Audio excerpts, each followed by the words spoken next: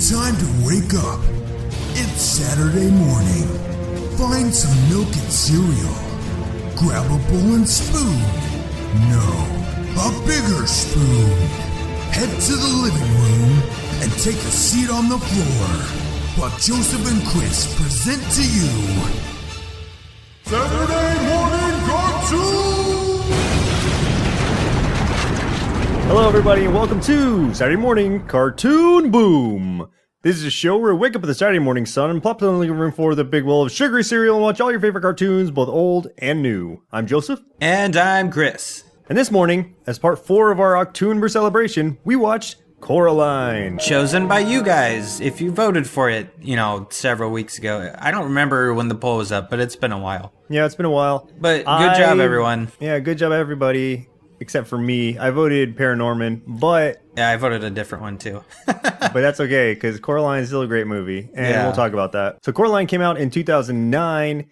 It was created by Henry Selick and Claire Jennings based on the 2002 Neil Gaiman novel of the same name. Directed by Henry Selick, who also directed Nightmare Before Christmas, James and the Giant Peach, and Monkey Bone, for anybody who cared about that. What the heck is Monkey Bone? I've never heard of that. It's like a, I've never seen it, but I know it's a Brendan Fraser is a star of it, and it's like it's almost like a Who Framed Roger Rabbit like way where it's a mixture of not animation, but like claymation, I think, with the real world. Weird. Okay. Yeah. Again, I've never seen it, so I could be completely wrong, and it might be like a crime drama, but I'm pretty sure that's the one I'm thinking of. Nice. Yeah. So yeah, he directed those, and it's produced by Laika Entertainment, which is an American stop motion animation studio, and Pandemonium Studios, distributed by Focus Features. This was their first stop motion animation, or really claymation, I think just their first animated film, period, for Focus. For a short synopsis, an adventurous girl finds another world that is a strangely idealized version of her frustrating home, but it has its sinister secrets. Like buttons for eyes. Like buttons for eyes. Yeah. I think that's their most sinister secret. Yeah, I mean, and that's not even a secret. I mean, it's pretty, it's pretty out there. It's like the first thing you see. Well, yeah. I mean, I guess Spider Moms too, but we'll get to that. Spider Moms. We'll get there. Spider Mom, Spider Mom. So, Chris, who were some of the actors who played in this movie? Coraline was voiced by Dakota Fanning, the mother and other mother voiced by Terry Hatcher. Miss Spink was voiced by Jennifer Saunders. Miss Forcible by Dawn French. The cat was voiced by Keith David, who is super awesome. I love that guy's voice. Mm-hmm. The dad was voiced by John Hodgman.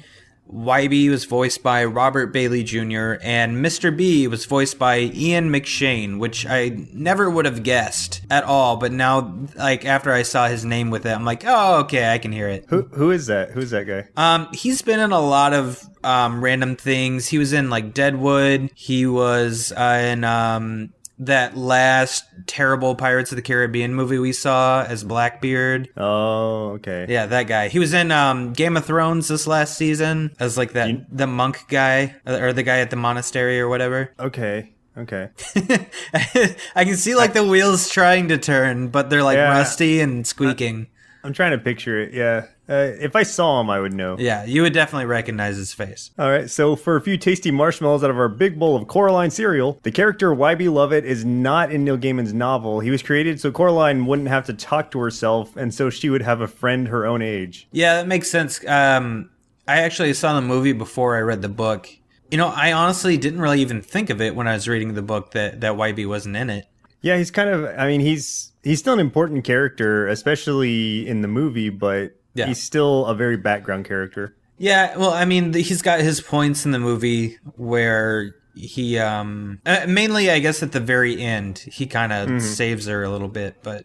Yeah, other Wybie. Yeah, that's about it. Yeah. Also, the band They Might Be Giants, who we actually talked about during our Tiny Toons episode, wrote 10 songs for this movie, but a change in tone from a musical to a darker production meant that all but one was cut. Really? And the only one that was used was when Coraline's other dad is playing the piano and singing that song to her that he's making up. And Really? that actually features John Linnell's voice, who is one of the singers for They Might Be Giants. Oh man, like as soon as you said that, I knew exactly which song you're talking about too. I can definitely hear it now. Definitely sounds like a They Might Be Giants thing for sure. Yeah, the way that it's got the wording to it's awesome, and just the way that it kind of spins off of itself. Like once I saw that, I was like, "Oh, okay, yeah." Now I makes totally so much understand. sense. You know what? Like I like They Might Be Giants quite a bit, but I'm glad that they didn't do 10 songs in this movie because it would have been so different. Yeah, since the mood changed, there's no way it would have worked out. Yeah. Like, could you imagine Particle Man being in this movie anywhere? Right. Oh yeah. They're just too goofy and fun and silly. And this was kind of a dark movie, and I love it. I like the darkness of it. It's amazing. Also, one of the crew members was hired specifically to knit miniature sweaters and other clothing for the puppet characters using knitting needles that were as thin as human hair. Wow. Yeah. That's pretty insane. There was so much love that went into this movie that there was a person hired specifically to knit miniature sweaters. That's amazing. I know, you just gotta let that kind of resound a little bit in your head. How do you apply for that job? Like, I know, are you just in the want ads? Right. Or I guess Craigslist at this point? So weird. Like, what references would you use to get a job knitting tiny sweaters? Like, hey, but kudos, those were nice sweaters. Yeah, she did a great job. He or she. Was it a she? I have no idea. They did a great job. Yeah, stay gender neutral. Yes. Lastly, in a shot of Coraline on her bed, there's a photo of her and her parents beside her in which her hair is brown rather than the usual blue, implying that the character Coraline has dyed her hair. Oh, that's interesting. I never would have thought of that. Like, I just figured it was one of those things, that you just accept it. Like, her hair is supposed to actually be black or something, and they make it blue just for contrast. And specifically they have her. I mean, if you can even see in her eyebrows that her eyebrows are brown, like her mom's. Wow. I didn't even think of this. That's cool. But you don't think of it because it's such a magical world, or that everything's really, well, not everything in the real world, everything's kind of bland, but in the other world things are really colorful and bright, and so it kind of matches that mood. Yeah. But that also grounds it a little bit more for me, because I'm like, oh, okay, so really, a lot of it's very down to earth. Yeah. Because her hair was not even blue. I mean, she dyed it, so it's like, okay. So it's supposed to be a more realistic world instead of just that the character aesthetic looked better with blue. Yeah, exactly. And it also shows, she's kind of a bright spot in a kind of a dull world. Yeah, that's a good point too. Yeah, so I think there's a lot that goes into that, but they don't even mention it. It's such a small scene where you see that photo that's that a tiny detail. It doesn't even entirely focus on the photos, so it's like, wow, okay. That detail is as tiny as those little sweaters. Oh, way to bring it back. Yeah. Brought it back to where we were 2 minutes ago. All the way back, yeah. It's like a retro thought there. Right. So, Chris, do you have any memories of this? So you said you had watched it and read the book? Yeah. I don't remember the first time I watched the movie, but I loved it immediately. And I've watched it quite a few times. Probably, I would say at least 5 times since it came out. And I was immediately drawn to it because I love this kind of animation style. I mean, I loved Nightmare Before Christmas, but ever since that Rudolph claymation type, claymation and puppet stop type motion movie animation, I love that kind of animation, going back to that, and it just fascinates me. And the colors and the mood and the music, all of it together, this is my kind of thing. It reminds me of movies Pan's Labyrinth is another one. It's just that really stylized kind of thing that just really appeals to me. Almost anything Tim Burton's involved in is the same way, because they all go for that same dark surrealist theme. And yeah, absolutely love it. Absolutely love it. So yes. Yes, you have good memories of it. I do have memories. I remember this. Yeah. I remembered all those good things. Those were good things. Yeah. I think I actually saw Coraline. No, I know I did. I saw it in theaters, and I think I saw it in 3D originally, and it was, I mean, you can tell Actually, okay, that's another thing to mention is that this movie was the first stop motion animation film that was shot entirely in 3D. Wow, So, that's crazy. but it still completely works as 2D. It's not Yeah. reliant on the 3D, but there are some scenes where it's like, whoa, like the hands come out and stuff. I remember really loving it even then, and as you'll hear me talk about some today, spoiler alert, that still holds true. I still love it. I don't know why I made the tugboat What was noise. where did that come from? That was my spoiler alert. It was a tugboat for some reason. Now we have to use that somehow. Anytime it's spoiler alert, we have to tugboat it. It doesn't make any sense. It doesn't, but I like it. So sorry. All right, so I guess since we didn't do the episodes on this one, it was only just the movie. Let's go ahead and talk about it. Let's jump into it. I guess we should address the elephant in the room real quick and be like, so this isn't a cartoon, which is Okay. we always do cartoons, but this isn't. But as we talked about the last episode we did at the very end, we chose for this poll, we chose all movies animated in this style, specifically because they are still technically animation. And because we wanted to hit those movies that you want to watch around Halloween that you'll see on, ABC Family or something on a Saturday morning, the day before Halloween or something like that. So Right. that is why we did this poll with these movies, and really glad with the choices. So you're stuck listening to it anyway if you didn't want to hear something that isn't a cartoon. I mean, I think it's okay for us to branch off into other animated features like this because Sure. it just doesn't. I mean, if we called it Saturday morning animation boom, it doesn't have the same ring to it. So Yeah, it's very true. It would sound really yeah. stupid. So Saturday morning animation boom. it loses the whole ring to it. Oh Yeah. well. So anyway, Coraline, this movie, for anyone who hasn't seen it, you should probably just go watch it first and not Yeah. listen to this because there's Oh, going to yeah. be spoilers. Please Tugboat. watch it. Please watch it. Yeah, there's going to be spoilers. So know that. And if you have seen it or you just are curious what you have to say about it, then please stick around. Can we trademark me making that noise so that no Maybe. one else can use it but me? I don't know that anybody has license on the tugboat noise, so Yeah. maybe you can be the first. The tugboat.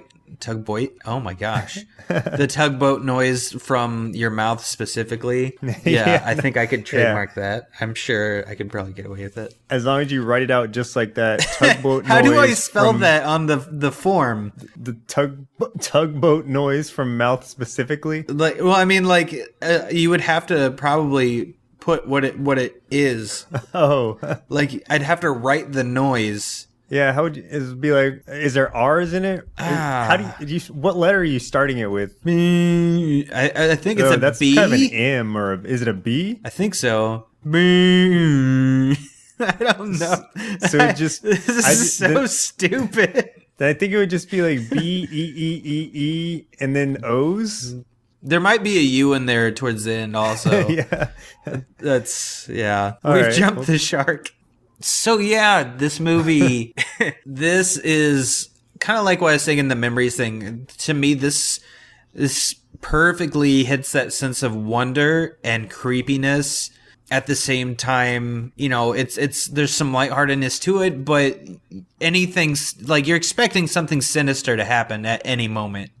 Which Right. is just part of the fun of this movie. It's part of the appeal. It's just fantastic. I really liked Wybe's like his not motorcycle, his bicycle helmet and stuff. Yeah, with it's the got like skull a on it. skull and some sort of like And he had light or something on the.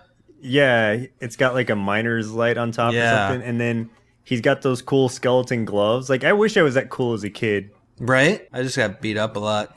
Now, if I had a skull helmet, no one would touch me. Yeah, really. I didn't catch, like, I've seen this movie, I don't know how many times, but I never noticed for some reason, or just didn't put two and two together, that during the beginning credits, you're seeing the other mother stitch together a Coraline doll. Yeah. I mean, I remember the doll, I just, for whatever reason, I guess I never paid attention to that's what she was making.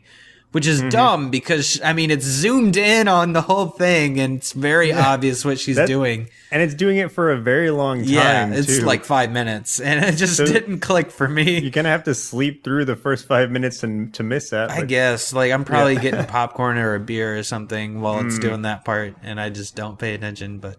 Yeah. Just to touch on the plot a little bit, just kind of an overall thing. So we've got Coraline here, who is, as the description says, an adventurous young girl, and she's kind of trapped in a spot. Her family just moved. They moved to what used to be, well, I guess it still is a Victorian mansion, an old one, but it's being kind of rented out to different families. It's like they made it like apartments. Yeah, exactly. Pink Palace. And so, yeah, the Pink Palace, and that's actually being rented out by YB's grandmother. Yeah. And so in Coraline's family, like, they just move in, and we find out immediately that she's being a little neglected, not because her parents are bad, but because they're so busy that they don't really pay much attention to her. Yeah, they're both kind of workaholics, and they become just completely lost in their jobs. And Coraline doesn't have any siblings or anything. So, I mean, you know, she's a little girl with nobody to play with. She's very creative, has a very big imagination, and nobody to give her time. And having been an imaginative kid myself and had no siblings growing up, I can definitely, like, sympathize with that. I mean, because there's nobody else around. So, of course, you're going to try to get your parents to, like, play with you or do something. And they're just too busy. So it's just kind of like... You know, it makes you so restless, and just, it kind of makes you kind of a brat because you just need some kind of attention. Yeah, because you don't have anybody to juggle any of your, like, angst or anything off of. Right. And especially since she's just moved, she moved away from her friends, too. So she literally has no one at the start of this movie. YB comes into her life, but she's immediately annoyed by him because he talks a lot, and he's very, very much a boy who does really gross things. And he was kind of a stalker too. Yeah. He's like following her around in the woods, and it was kind of creepy. So, and that's where we get to see Keith David's cat too. Yes. Well, before not we know his he's Keith cat, David. but him as the cat. Yeah. Yes. Yeah, we get to see the cat running around, and Coraline, I think the cat was unnamed too. I think it was just Cat. Yeah, I don't think they give it a name either. Coraline thought it was YB's cat, but YB said it's just a stray.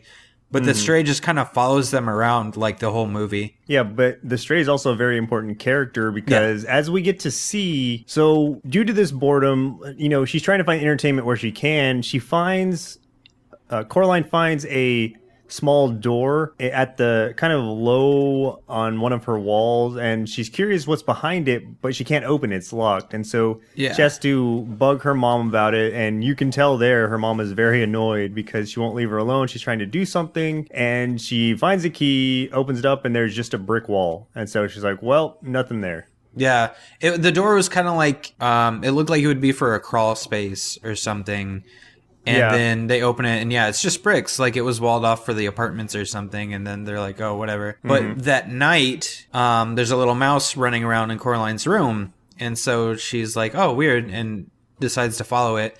And the mouse gets out into the living room and pops through that door. So she's like, weird. She opens it, and now instead of bricks, there's this, like, beautiful purplish blue, like, tunnel for her to crawl through. So she crawls through it and pops out on the other side, and she's just in the living room again. But it's different. Yeah, it's the other side where everybody, like we said earlier, has button eyes, black button eyes. It's kind of like the Upside Down from Stranger Things, you know? Like, it's that alternate reality where there's a lot of similarities, but it's not the same. Yeah, I mean, on first glance, though, it's more of a right side up because it's brighter and happier than where she is currently. Yeah, her parents there are super nice and, like, wanting to give her attention and making her all kinds of food. Man, I would go over there. Yeah, making her whatever food she wants. You know, they even, like, make YB where he can't talk anymore.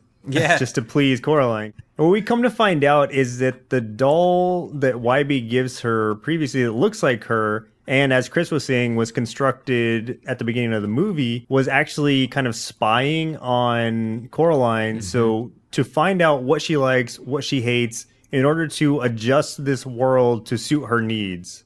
A couple more interesting things just about some of her neighbors. So, and I'm trying to remember back on this because I read about it earlier, but the guy who has the mouse circus, Mr. B. Mr. B or Mr. Bobinski or whatever his name was. Yeah. The reason he is like the bluish greenish color is because, and you see a medal in his apartment when you're up there that's actually for kind of a nuclear waste cleanup crew back in Russia. What? And so supposedly, and this is just speculation, but the reason he's that color is because of most likely due to the nuclear contamination that he got being part of that cleanup crew. And that's Wow. another one of those like small things that, and this is kind of, you can take it or leave it, but it's like in a world where everybody is a normal color and he's just a bluish shade. It's like Yeah. it kind of makes sense that that's why. That's interesting. Man, they did put a lot of hidden detail into this movie. Oh my gosh. Also, the two older women who are their neighbors, they were previously burlesque stars. Oh, that makes And- some sense. Yeah, you get to see the movies that you see, that like the posters that they are in, you see kind of their younger selves on these movie posters in their apartment, and Right. the movies are Julius sees her, like SEES and then HER, and then Oh my gosh, really? and then King Lear, like LEER, like leering. So Weird. it's these burlesque movies that they were in. That's funny. Yeah, so another small detail that just kind of is funny to mention. Wow. Yeah, so a little bit of hidden adult humor right there for that. Yeah, exactly. So what happens is she wakes up in her own bed back in the real world, and she's bored again. She's like, okay, she can't get through the door again. It's closed once again.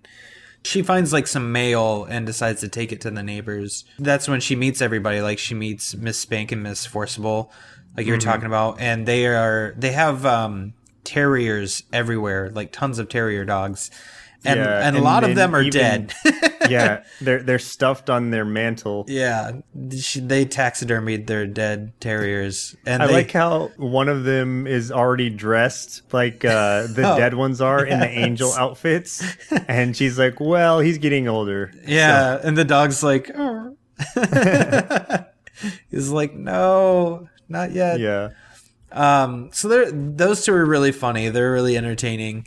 They also give her a very important something that really, in the end, helps her out quite a bit, which is that little. Yeah, it's like a little triangle stone with a hole going through the middle. Yeah, it's like a little triangle sight thing. Yeah. And they read her fortune through tea leaves, That's right. Yeah. essentially telling her, don't go back through that door. That's what she keeps getting from everybody, is basically, don't go through that door. When she talks to Mr. B upstairs, same thing, except through his mice. So he has That's right. a mouse circus. Yeah. And his mice are apparently telling him to tell her not to go through the door. He doesn't know what it means, but he's saying that's what they're telling her. Those are very smart mice, apparently. Yeah, exactly. Of course, it was a mouse that went through it in the first place, but then that might have been one of the mice Mice. from the other side, working Exactly. for the other mother. Which ended up not being mice at all. Yeah. So she eventually goes back through it again because, the movie needs to progress. Plus, I mean, it looked cool when she was there, so why not? So she goes to the other side and she goes out to see the garden, and the garden, like, this is one of my favorite parts of this movie was the garden, because it's so beautiful. There's so many colors. It's nighttime out and the colors are kind of like fluorescent. There's like bright blues and yellows, and they're glowing, and man, is it just awesome. The garden looks great, and this garden is actually designed to look like her. Yeah, exactly. Like if you go kind of aerial view, it's her face that's carved out of everything. I loved her dad's kind of not a tractor, but what he was riding It was around like on in the a praying garden. mantis kind of tractor thing. It looked awesome. Yeah, it was still kind of like a tractor, but it was shaped like a praying mantis. It had like the head and the arms. That's another example of something that was made to please her based on what she likes in the real world, because Right. the praying mantis was a frame that was being used to hold up her friend's picture, and so it's tying that back into the other world. Yeah, and then in this world, she goes and visits the neighbors, and sees how different they are. Oh yeah, she gets a big show. Yeah, Mr. B has this big elaborate show with the mice. Like, he has this little tent that they go inside, and she's with the other YB at this point too, who can't talk, and he's leading her around. And inside this tiny little tent that they crawl into, the inside's gigantic, like an actual circus tent. And the mice are doing all these super cool tricks and stuff. Right. And then when she goes and meets the Miss Forcible and Miss Spink, they are in like a big theater, and they're performing on a stage. And there's tons of terriers in the audience, which is just funny. But one of them, I think it was Miss Spink, I don't remember which one it is. Maybe it's Miss Forcible, is in like a bikini and has the most enormous breasts ever in this tiny bikini, and it's really gross and uncomfortable because they're still like super, they're really old. But they do this little song thing, and they start running into each other, and everything falls apart, and you think that they messed things up, but then the curtain opens back up, and what they do is they are on this like these trapezes, like they're gonna do a trapeze act, and all of a sudden they like reach back and they unzip their skin, which falls away, and it's them, but they're young and super thin and very attractive, but they have the buttons for eyes, then they do a little act and stuff like that, and they get Coraline in on it by throwing her around with the trapeze, and it just seems like a lot of fun, like she's having a great time with everything. Yeah, it's fun with seemingly no repercussions at that point. Right. Next time she goes in the house, her other mother had left like a table full of pizza and hot dogs and cupcakes and all kinds of awesome stuff that any kid would absolutely love. Any kid or any adult, if you're talking about us. Right. The cat followed her in this time, and the cat is super sarcastic, which is great.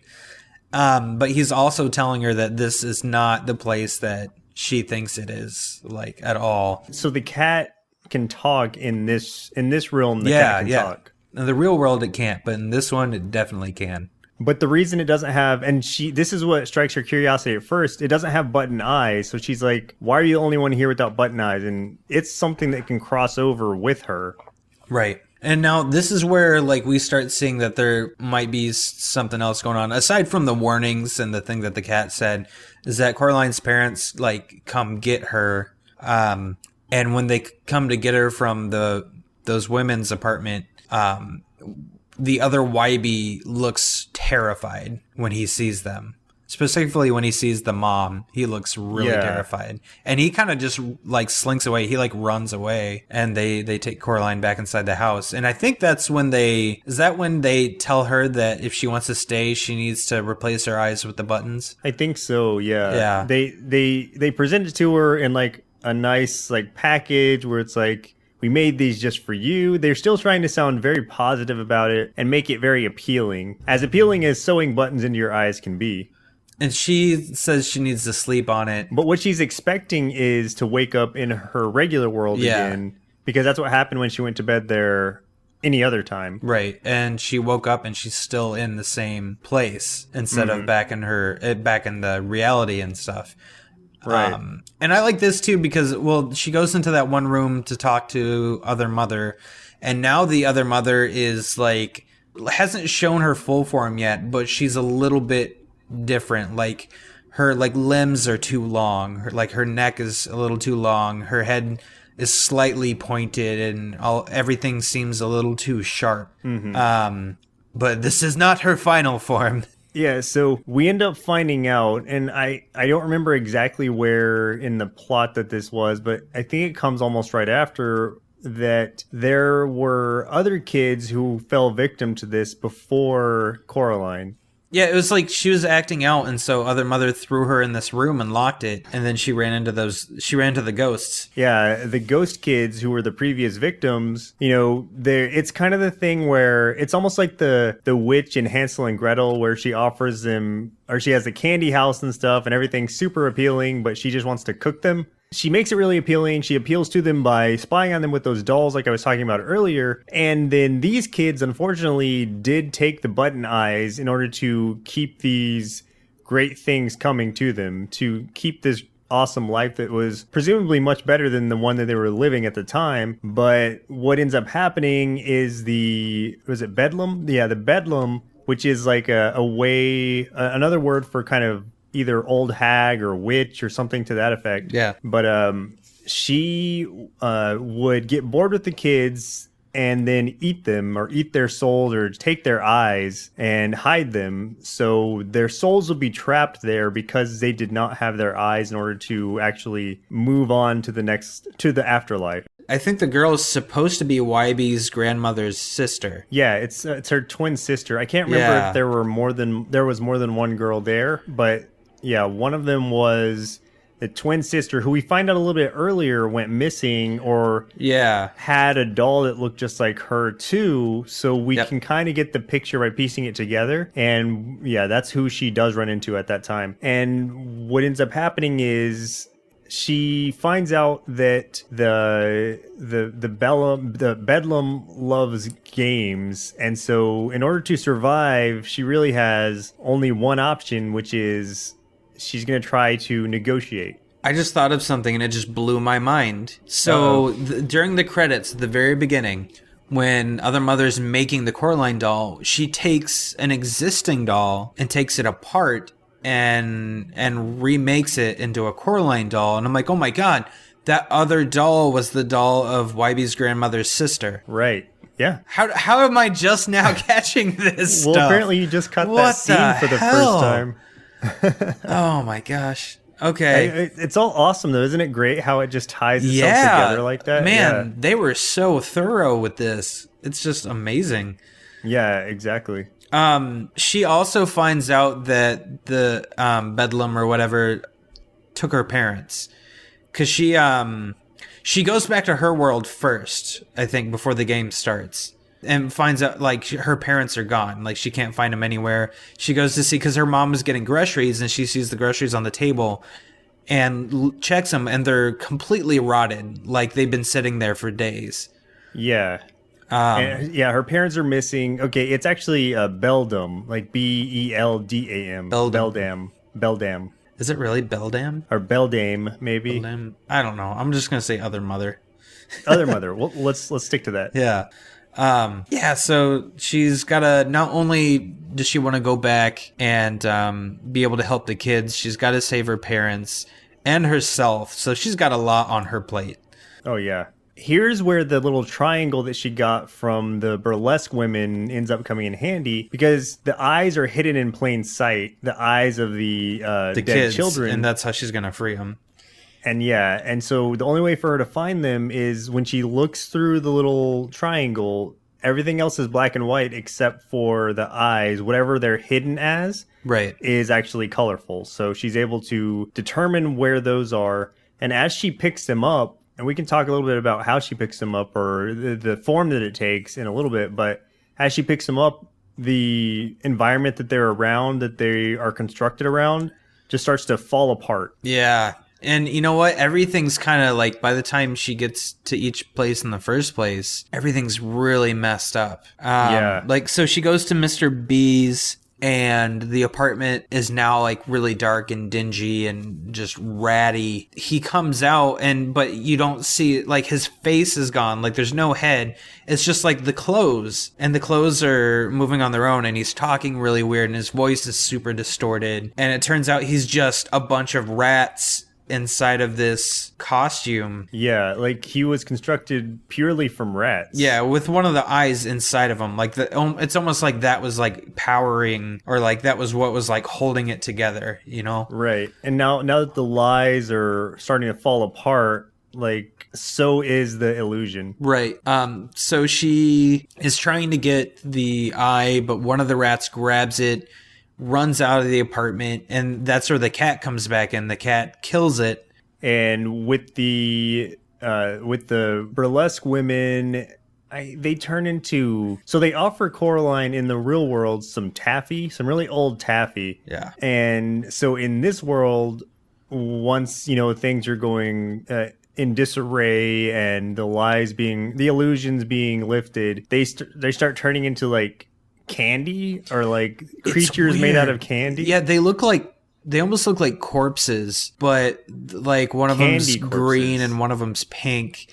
And they're inside, like, were they in like cobwebs or something? They're inside of something. And all the terriers that they had were turning into bats. Yeah, and they were creepy this time around. Yeah. Oh, yeah. Okay, so they weren't turning into bats. They were growing bat wings on the terriers. Yeah. That was really creepy. Yeah, it was.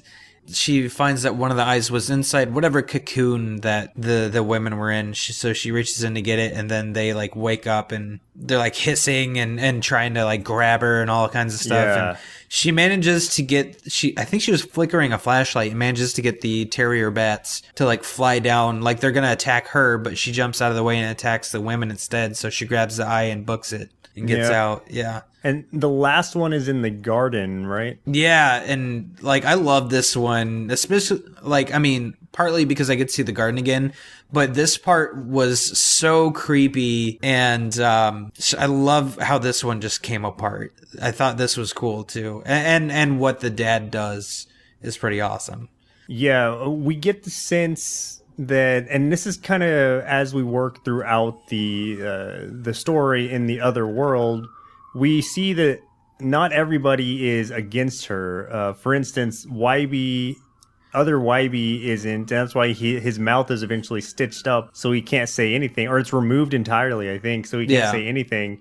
And then same with her dad, with other dad, he's kind of dropping hints without saying it directly at first. Even in the song that he sings her that we were talking about earlier, that's dropping a hint about what's going to happen to her. Right. And when we see him, like, it's almost like his body's deteriorating a little bit.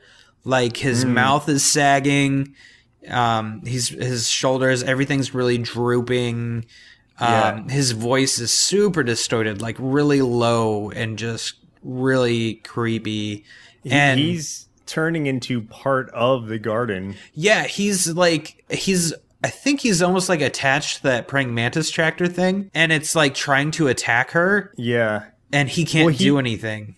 Yeah, because he's attached to it because he's almost like mutated into a pumpkin at this point. Right, yeah. And so, he's warning her and telling her, like, to get away, to run, but he can't help but go after her because he's still a creation of the other mother. Yeah, but she like runs to this wooden little bridge and the thing is too heavy and it breaks through it. But before it falls under, like, the other dad like reaches up and hands her the eye that she needed, which was really cool. Yeah. Like he betrayed the other mother in favor of her, which is great. Yeah. So he's finally able to redeem himself in some way. Yeah. And then like the whole outside of this area is just completely falling apart. The animation for that just looks awesome. But eventually everything just turns completely white and she like runs inside the house before, like, because it's like, who knows what's going to happen to her if she's just out there in the middle of nothing. So she runs inside the house before it all collapses. Yeah, she runs back in, and then the last thing that she needs to find is her parents, which she can't find yet. And then I think it's the cat that tells her that even if she's able to, or it might be one of the kids, who it's like, even if you get her what she wants, she's still not going to let you go. Yeah, it was one of the ghost kids that told her. So then she's got to make a rash decision. And actually, I think it was the cat, I don't remember if it was the cat that saw the parents or if she actually saw it, but there was a snow globe sitting on the mantle and her parents were inside of it. I like the way that she tricks the other mother by making her think that she doesn't know where her parents are, and she's like, oh, they're in the door down there, right? Mm-hmm. And then because Other Mother is trying to gloat and prove her superiority, she opens it for her just to show her that they're not there. Yeah, because she had locked the door so that Coraline couldn't get back to the real world. Yeah, exactly. So it's a smart move on Coraline's part. And then what was funny was like her next plan, it's like didn't require much thought. She just grabs the cat and throws it at her face. Yeah. I mean, that's much to the cat's surprise too, because he's just like, whoa, whoa, whoa. And so it's like when this happens is when Other Mother kind of like changes to her final form, which is very spider-like. Oh yeah. It's almost like mechanical spider though. Like her arms are like these long metal claws and stuff like that. Like her hands are just metal claws. It's very super spider-like, and so much so that she actually has a spider web that Coraline gets kind of trapped in. And I think her eyes had been ripped out The by cat, the cat. being yeah, thrown in ripped her face. button eyes off her face. So at that point, she's kind of sensing things moving on her web like a spider would. Right. And I thought that was a really cool addition as well. Yeah, it and was. Coraline, just long story short, Coraline escapes, and as she goes through the door, Other Mother is trying to get through also, and she closes it on her hand, and it gets chopped off. And at this point, it is the like metal needles hand. Yeah, it's like needles. She's basically going to die if she can't free herself, but her hand is still able to be animated, and she goes back after the key. She's trying to get the key to reopen the door, and Coraline is trying to figure out what to do with it. It's towards the beginning of the movie when she first meets Wybie. He meets her because she finds she had like a little dowsing rod thing, like she was trying to find water, just playing around. But Wybie's like, oh, there's an actual well over here that she wasn't seeing, so he shows her. So she decides that what's the best place to put this key so no one opens that door? Let's throw it down the well. So she heads back out there with the cat, who she apologizes to for throwing at the Other Mother's face. And the cat's just kind of licking his paw like, whatever, I don't even care about you.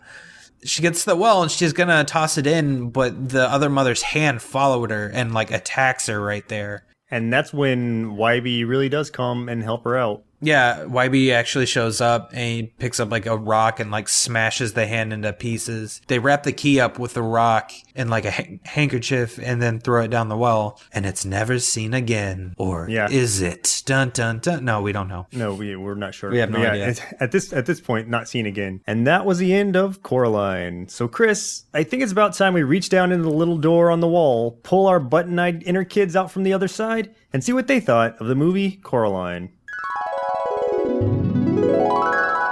Coraline is really awesome because you can escape from the creepy place through a tunnel into a much better place where a better mother makes you all kinds of treats and pizza and hot dogs and cupcakes and just regular cake.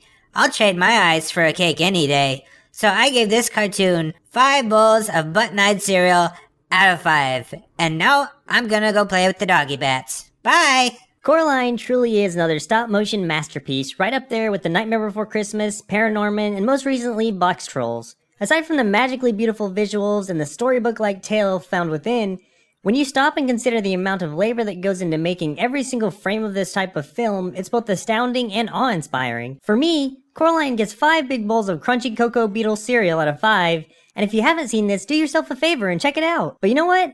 Even though I know I'd inevitably be eaten by a giant spider woman disguised as my mom, having button eyes may not be so bad if I got my favorite meal every day. Nachos? Again? You shouldn't have. The sad part is, I'd still take button eyes and being spider food for a daily dose of nachos. You hear that, spider gods? You give me delicious nachos and my body is yours.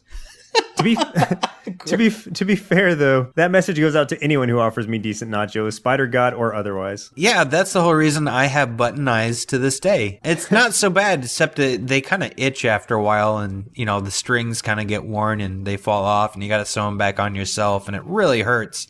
But I mean, it's worth all the free food. So I know. I meant to ask you about those, but I didn't want to pry. Yeah, I get pretty self-conscious about it, honestly.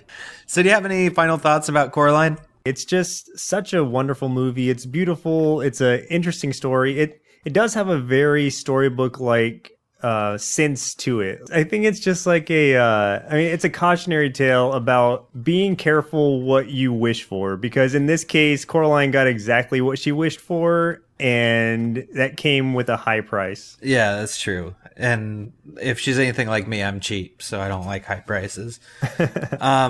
Yeah, I think it's a beautiful movie. It looks amazing. The animation, the colors are fantastic. I love the music, especially the music at the very beginning is so good.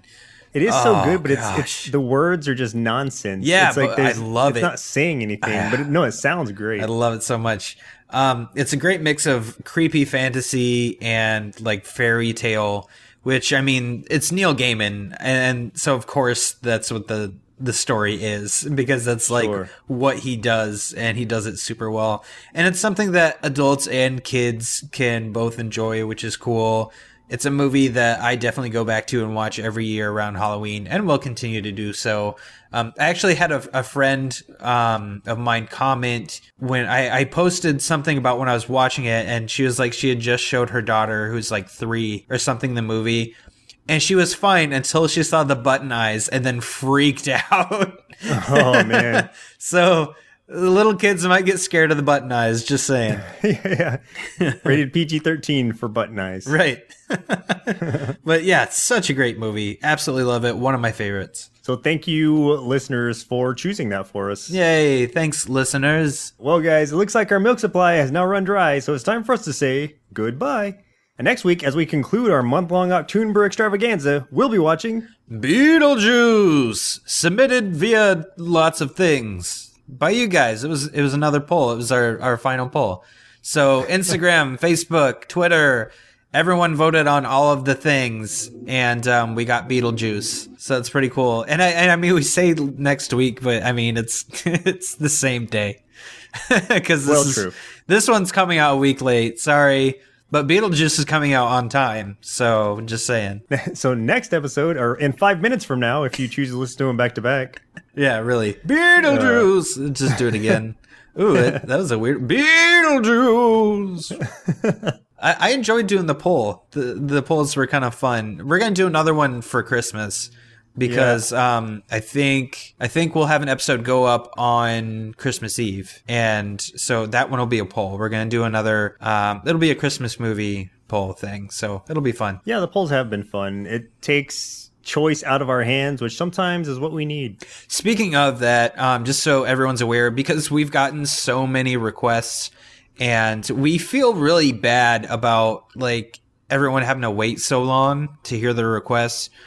And Joseph and I want to be able to do some stuff that we want to do too, like have our own submissions. So what we're going to do from now on, we've got a couple more slated that we're going to do, but we're going to throw everything into a program.